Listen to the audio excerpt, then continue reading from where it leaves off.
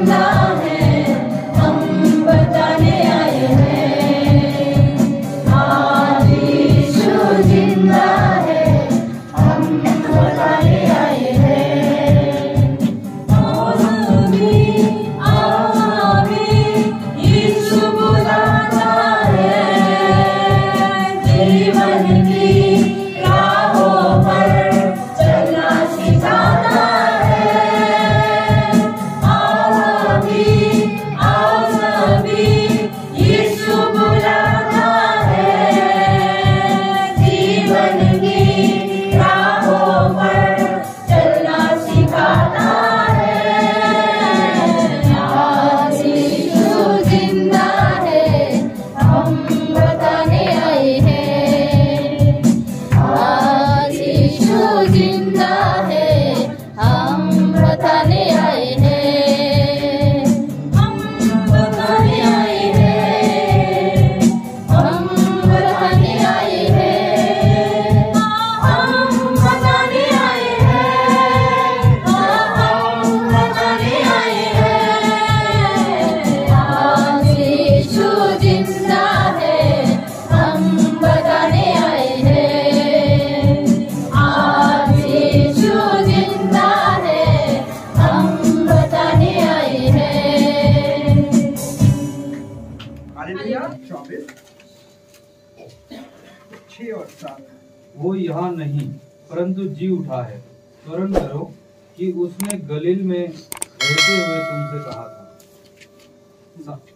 साथ में, कि अवश्य ही है कि मनुष्य का पुत्र पापियों के हाथ में पकड़वाया जाए और क्रूस पर चढ़ाया जाए और तीसरे दिन जी उठे।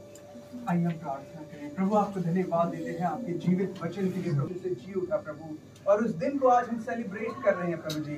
हाँ प्रभु, जैसे हमने क्रूसिफिकेशन की गंभीरता को समझा प्रभु जी, उसी तरह पुनरुत्थान में मिली एक बड़ी आशा के बारे में और भी हम समझ पाए प्रभु। आप हमें सहायता और मदद करें कि इस विश्वास के साथ प्रभु हम निरंतर आगे बढ़े, वचन का बोला जाना और सुना जाना पवित्र आत्मा के अगुवाई में होगा। धन्यवाद और धन्यवाद के साथ प्रार्थना यीशु मसीह के नाम से मांगते हैं, आमीन। Praise the Lord. वचन कहता है वो यहाँ नहीं परंतु जी उठा। स्मरण करो कि उसने गलील में रहते हुए तुमसे कहा था, अवश्य है कि मनुष्य का पुत्र पापियों के हाथ में पकड़वाया जाए और क्रूस पर चढ़ाया जाए और तीसरे दिन जीवित हो उठे। हम जानते हैं जब यीशु मसीह सुसमाचार का प्रचार कर रहे थे, मत्ती के 5वें अध्याय में यीशु मसीह कहते हैं, ये ना समझो कि मैं भविष्य व्यवस्था या भविष्यता की पुस्तकों को लोप करने आया हूँ। लोप करने नहीं परंतु उन्हें पूरा करने आया हूँ, क्योंकि मैं तुमसे सच कहता हूँ कि जब तक व्यवस्था में से एक मात्रा या एक बिंदु भी पूरी ना हो जाए नहीं टल सकती। और हम देखते हैं उसी व्यवस्था और उन्हीं भविष्यवाणियों को पूरा करने के लिए यीशु मसीह ने जन्म लिया, यीशु मसीह ने जीवन जिया और यीशु मसीह मारे गए और व्यवस्था और भविष्यवाणी की पुस्तकों के अनुसार तीसरे दिन जीवित हो उठे। और इन बातों को यीशु मसीह बार बार अपने चेलों को बताया करते थे जब वे गलील में होते थे, यरूशलेम में होते थे और अन्य जगहों पर होते थे। और वो अक्सर अपने चेलों को बताया करते थे और नो डाउट कि उनके चेले भूल गए। जब यीशु मसीह मारे गए आप देखेंगे कि सब लोग अपने अपने काम में व्यस्त हो गए। अब पतरस यूहन्ना मछली पकड़ने चले गए, कुछ लोग जो हम बोल रहे हैं, जब वो मसीह की कल्पना करते थे तो वे ऐसे कल्पना करते थे कि एक मसीहा आने वाला है जो रोमन साम्राज्य को खत्म कर देगा और इजराइल पर राज्य करेगा। पर उनको नहीं जानते थे कि ऐसा मसीह आने वाला है जो अंधकार के साम्राज्य को, पाप के साम्राज्य को खत्म कर देगा और ज्योति के साम्राज्य के सिंहासन पर बैठेगा। वो अपनी बुद्धि से उन बातों को कॉम्प्रीहेंड या समझ नहीं सके, इसलिए जैसे यीशु मारा गया कुछ लोग डर के छुप गए, कुछ लोग अपने अपने कामों में चले गए। तो बाइबल बताती है कि यीशु जब तीसरे दिन जीवित हो उठा तब वो उनसे मिला और अक्सर मिला, कई बार मिला। पर इस समय जब मरियम और अन्य स्त्रियां कब्र पर आई हैं, वचन कहता है कि वहां पर एक स्वर्गदूत था जिसने उन्हें बताया वो यहाँ नहीं परंतु जी उठा है।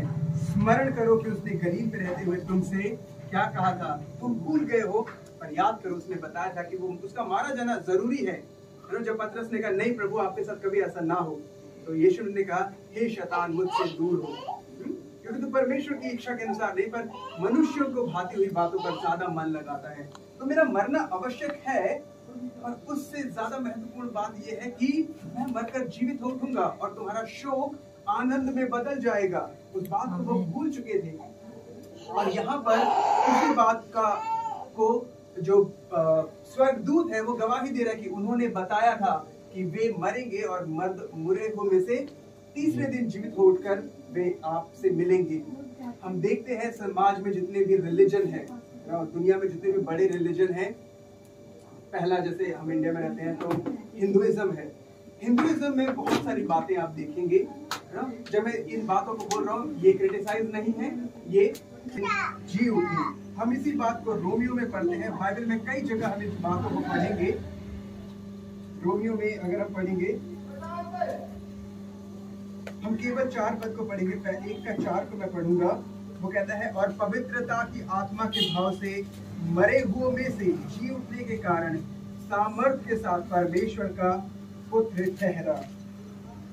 हम इस बात को रोमियो उसके 8 के 34 में भी पढ़ेंगे।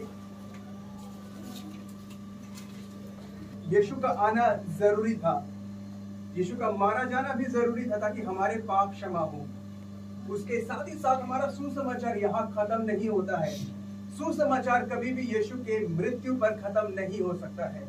जब हम सुसमाचार की बात करते हैं, ये अच्छी बात है कि हमारे पाप क्षमा हुए, यीशु हमारे लिए मारा गया, उसने लहू बहाया, उसने कोड़े खाए कि हम चंगे हो जाएं, वे निर्धन बना, उसकी निर्धनता से हम धनवान बने।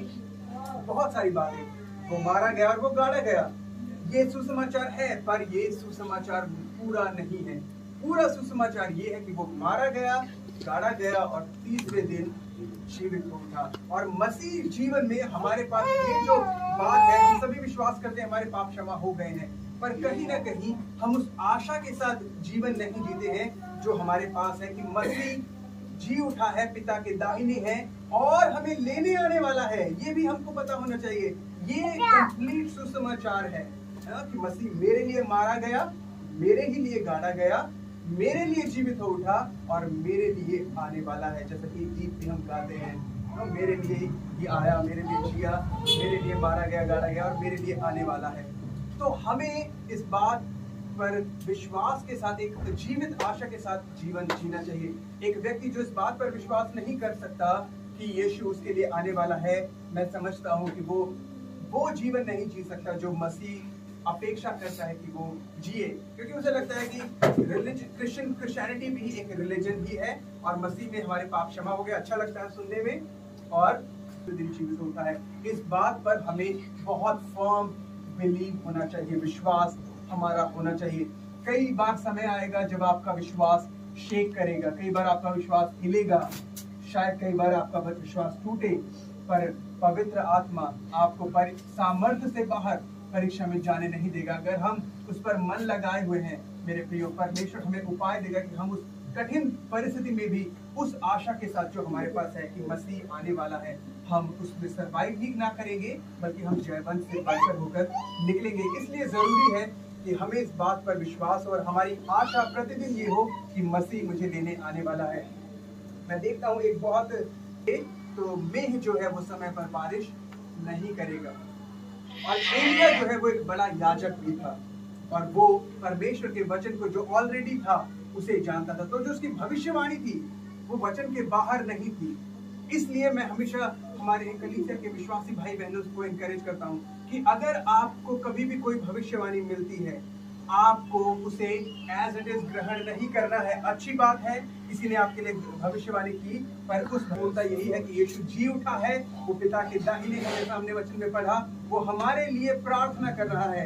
एट द सेम टाइम वो जीवित है और वो कब्र में नहीं है, बल्कि बाइबल बताती है कि हम पवित्र आत्मा का मंदिर है। यीशु ने कहा कि मेरा जाना तुम्हारे लिए अच्छा है, जब मैं जाऊंगा तब पवित्र आत्मा तुम्हारे लिए आएगा ना, और मैं तुम्हारे साथ रहूंगा। यीशु ने कहा मैं जाता हूँ परंतु तुम्हें अनाथ और असहाय नहीं छोड़ूंगा, पर मैं तुम्हारे पास आता हूँ। तो हम समझना है कि पवित्र आत्मा हमारे जीवन में जब आ रहा है, यानी कि यीशु खुद आ रहा है। अगर वो शरीर में होता तो वो ये काम नहीं कर सकता था, इसलिए उसका जाना हमारे लिए अच्छा रहा, क्योंकि अब वो पिता के दाहिनी ओर है, महायाजक है और हमारे लिए प्रार्थना कर रहा है। एट द सेम टाइम पवित्र आत्मा के रूप में वो आपके और मेरे जीवन में पर्सनली है और वो हमें मदद कर रहा है कि हम वो जीवन जीते रहे जिसके लिए प्रभु ने हमें बुलाया है। मेरे प्रियो, इस विश्वास को हमें थाम कर अपने दिन को बिताने की आवश्यकता है। अब एक और वचन पढ़ेंगे संत पौलुस के द्वारा लिखा गया रोमियो के 15 अध्याय में। और क्योंकि सब लोग मरे हुओं के लिए बपतिस्मा लेते हैं, वे क्या करेंगे? यदि मुर्दे जी उठते ही नहीं तो फिर क्यों उनके लिए बपतिस्मा लेते हैं? और हम भी क्यों हर घड़ी जोखिम में पड़े रहते हैं? कि भाइयों, मुझे उस घमंड की शपथ जो हमारे मसीह यीशु में मैं तुम्हारे विषय में करता हूँ कि मैं प्रतिदिन मरता हूँ। यदि मैं मनुष्य की रीति पर इफिसुस में वन पशुओं से लड़ा तो मुझे क्या लाभ हुआ? यदि मुर्दे जिलाए नहीं जाएंगे तो आओ खाए पिए, क्योंकि कल तो मर ही जाएंगे। तो पौलुस कुरिन्थ की कलीसिया को इस बात को बता रहा है कि आप जो सांसारिक जीवन जी रहे हो, आपने प्रभु को ग्रहण तो किया था, पर कुरिन्थ का जो कैरेक्टर है, कुरिन्थ की कलीसिया का कैरेक्टर वो बिगड़ चुका है। उनके जीवन में कोई भी फर्क नहीं है अन्य जीवन से, अन्य जाति के जीवन से। वे लोग अभी भी बलिदान किए हुए पशुओं को खा रहे हैं। वे जो मंदिर में बलिदान किए गए हैं, वे अभी भी वे विचार कर रहे हैं जैसा वो पहले करते थे अन्य जाति में। वे अभी भी बहुत सारी चीजें कर रहे हैं। वे अभी भी निर्धन का अनादर कर रहे हैं और धनवान को ज्यादा रिस्पेक्ट दे रहे हैं। कहने का अर्थ ये है कि उन्होंने विश्वास तो किया है पर उनके जीवन में बदलाव नहीं आया है। और पौलुस ने बार बार कह रहे हैं कि आपके जीवन में बदलाव होना चाहिए, क्योंकि यीशु मसीह आने वाला है, क्योंकि वो मरे हुए में से जी उठा है और जी उठकर पिता के दाहिने बैठा और एक दिन आएगा हमारे लिए। और हमें विश्वास के साथ रोज मरना है शरीर में, ताकि हम उसके आगमन में जीवित पाए जाएं। पौलुस कहता है मैं रोज मरता हूँ। कहने का कि मेरे भी बहुत सारी इच्छाएं हैं, मैं भी बहुत कुछ करना चाहता हूँ, पर मैं नहीं करता हूँ, क्योंकि मैं अपने शरीर को एक अन्य स्थान पर पौलुस कहता है मैं अपने आप को मारता, अपने शरीर को मारता, कूटता और वश में लाता हूँ कि मैं परमेश्वर के विरोध में पाप ना करूँ। तो पौलुस कह रहे हैं कि हमारे जीवन में बहुत सारी टेम्पटेशन आएंगी, बहुत सारी परीक्षाएं आएंगी, पर हमें इस बात को ध्यान रखना है कि हम यहाँ पर तैयारी में हैं, हम ट्रेनिंग फेज में हैं, क्योंकि प्रभु आने वाला है। अगर हमारा विश्वास है कि प्रभु आने वाला है तो हम उसके लिए तैयार रहेंगे। एक एग्जाम्पल के लिए, आप अपने घर में रोज सफाई करते हैं, रोज खाना बनाते हैं। ना गौतम बुद्ध जीवित हुए, ना कोई और गुरु नानक साहब जीवित हुए। हम उनको रिस्पेक्ट देते हैं क्योंकि वे अच्छे लोग होंगे शायद, पर हम ये जानते हैं, हिस्टोरिकली प्रूफ है कि उनमें से कोई भी जीवित नहीं हुआ, वे सभी एक समय पर मर गए। लेकिन यीशु मरे हुए में से जीवित हो उठा, और यही हमारे विश्वास का मुख्य आधार है। एक विश्वासी के जीवन में अगर ये मुख्य बात नहीं है मेरे प्रियो, फिर और रिलीजन में और हम में कोई फर्क नहीं है। क्योंकि पौलुस कह रहा है कि अगर हम भी दूसरे लोगों की तरह सिर्फ टीचिंग्स पर जोर दे रहे हैं कि अच्छा करो, लोगों के साथ अच्छे से बिहेव करो, तो मैं आपको या तो ठंडे हो जाइए, चिल, समाज में सब जैसा वो चल रहे हैं वैसे चलिए। वो कहते हैं ऐसा करो वैसा करो, सिंदूर लगाओ, मांस कोई सा भी खाओ, चोरी कर लो, कुछ भी कर लो, घूस ले लो, सब चलेगा। ठंडे हो जाओ, भूल जाओ प्रभु है। क्योंकि अगर हम थोड़े इधर हैं, थोड़े इधर हैं, तो अल्टीमेटली हम इधर ही हैं, ठंडे ही हैं। तो बाइबल बोलते हैं गुनगुना रहकर अपना टाइम वेस्ट मत करो। बहुत सारी चीजें तुम मिस कर रहे हो। चोरी करने से थोड़ा ज्यादा पैसा मिलेगा, मिस कर रहे हो। चोरी करो, क्यों अच्छे बने बैठे हो? विचार करो, थोड़ा एक्स्ट्रा प्लेजर मिलेगा, क्यों चुपचाप ऐसे बैठे हो? पर ये याद रखो, इन सब बातों के विषय में परमेश्वर हमारा न्याय करेगा। तो अगर आपका विश्वास और मेरा विश्वास ये है कि मरे हुए में से जी उठना होता है, तो हम कभी भी गुनगुने नहीं रहेंगे, हम गर्म पाए जाएंगे। और ना हम ठंडे होंगे ना हम गुनगुने होंगे, पर हम गर्म होंगे। पौलुस कह रहा है कि अगर मरे हुए में से जी उठना नहीं है तो खाओ पियो, क्योंकि कल तो मर ही जाना है और उसके बाद कुछ नहीं होगा। अब हम इसको शुरू से पढ़ेंगे और वहां पर बचे, तुमने अंगीकार भी किया था और जिसमें तुम स्थिर भी हो, उसी के द्वारा तुम्हारा उद्धार भी होता है, यदि उस सुसमाचार को जो मैंने तुम्हें सुनाया था स्मरण रखते हो, नहीं तो तुम्हारा विश्वास करना व्यर्थ हुआ। इसी कारण मैंने सबसे पहले तुम्हें वही बात पहुंचा दी जो मुझे पहुंची थी, कि पवित्र शास्त्र के वचन के अनुसार यीशु मसीह हमारे पापों के लिए मर गया और गाड़ा गया और पवित्र शास्त्र के अनुसार तीसरे दिन जी भी उठा और कैफा को तब 12 को दिखाई दिया। फिर वो 500 से अधिक भाइयों को एक साथ दिखाई दिया, जिनमें से बहुत से अब तक जीवित हैं पर कुछ सो गए हैं। फिर वो याकूब को दिखाई दिया, तब प्रेरितों को दिखाई दिया, सबके बाद मुझको भी दिखाई दिया, जो मानो अधूरे दिनों का जन्मा हूँ, क्योंकि मैं प्रेरितों में सबसे छोटा हूँ। वरन की गवाही दे रहा होता तो मैं ये दुख नहीं उठा रहा होता, क्योंकि अगर मैं इस गवाही के साथ ना चलूं तो मेरा जीवन बहुत अच्छा है, पर मेरे दुख को देखो। और ये मैं सुसमाचार के लिए उठा रहा हूँ, इससे समझो कि ये सुसमाचार सच्चा है। बाकी चेलों को देखो, वो भी दुख उठा रहे हैं, क्योंकि उनकी गवाही सच्ची है। और इसलिए वो हमें इनकरेज कर रहा है कि यीशु मसीह पर विश्वास करो। जैसे यीशु मरे हुए से जीवित हो उठा, उसी तरह हम सभी भी एक दिन मरे हुए से जीवित हो उठेंगे। मसीह जीवित हो उठकर पहला फल बना, है ना। और इसीलिए जितने लोग मसीह में मरेंगे वे पुनरुत्थान के लिए जीवित हो उठेंगे। यहाँ पर बाइबल में हमने पढ़ा कि सभी लोग जीवित हो उठेंगे, परंतु बाइबल कहती है जिन्होंने यीशु मसीह पर विश्वास किया है वे पुनरुत्थान के लिए जीवित हो उठेंगे, और जितने लोगों ने विश्वास नहीं किया है वे जीवित तो हो उठेंगे पर एक दूसरी मृत्यु के लिए जीवित हो उठेंगे, जो अनंत काल की है। मेरे प्रियो, आज हमें अपने विश्वास में स्थिर रहना है, और प्रभु ने जो हमें आशा दी है, जब सुसमाचार में मत्ती में जो कह रहा है कि देखो जगत के अंत तक मैं तुम्हारे साथ हूँ, बाइबल कहती है कि वो आने वाला है। और अगर वो आने वाला है मेरे प्रियो, हमारे पास आशा है और होनी चाहिए। और अगर हमारे पास ये आशा है तो वो आने वाला है, दैट इज फॉर श्योर।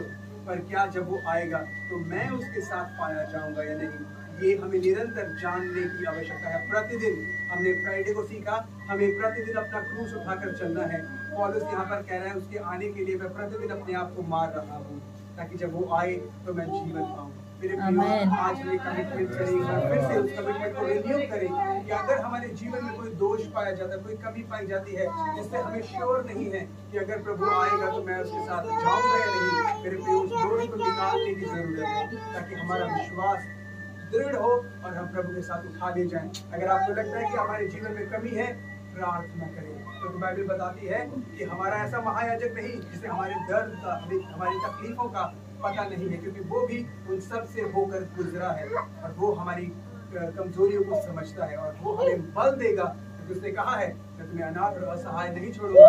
असहाय मतलब जिसका कोई भी सहायक ना हो। मेरे प्रियो, हम परमेश्वर पर निर्भर रहते हुए अपने दिन को काटें, ताकि जब वो आए तब हम उसके साथ पाए जाएं। आइए हम प्रार्थना करें और अपने घुटनों पर आ जाएं और अपने आप को तैयार करें कि उसके बाद हम प्रभु की मेज की ओर आगे बढ़ें।